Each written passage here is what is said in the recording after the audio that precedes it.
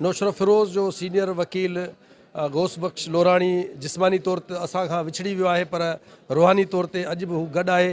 सवनि जी तइदाद में जेके ही वकील हिते हुन जी यादि में हुनखे भेटा ॾियण जे लाइ आया आहिनि, अचो त इन्हनि खां वीचार वठो। ऐं हर कंहिं सां सुहिणे नमूने मिलंदो हो, अख़लाक सां मिलंदो हो ऐं कॾहिं बि जेको आहे असां हुननि जे चेहरे ते कावड़ न ॾिठी ऐं पंहिंजे पेशे सां हू जेको आहे इंतिहाई मुख़लिस हो। त बाबा साईं पंहिंजी जेको आहे तॾहिं प्रैक्टिस में जेका बि कमिटमेंट कंदो टाइम कंदो उन ते बीमारी बड़ी खे न ॾिसी करे ऐं पंहिंजे असीलनि जे करे कोर्ट में पंहिंजी तरजीह ॾींदो, पंहिंजे पेशे खे तरजीह ॾींदो ऐं पंहिंजी कमिटमेंट ते पूरा लहंदा हुया। साईं गौस बख्श लोराणी साहब जी जेतिरी ॻाल्हि कजे उहा घटि आहे। त हू इंसाननि जा हमदर्द हुया, जेको इंसान मुश्किल में मुसीबत में हूंदो हुयो उन्हनि जा मुफ़्त में बि केस विढ़ंदा हुया। कॾहिं बि कंहिंसां तेज़ ॻाल्हाईंदे न ॾिठो ऐं तमामु शफ़ीक़ इंसान। उहो ई साईं असली उस्ताद जे नाले सां सॾियो वेंदो हो।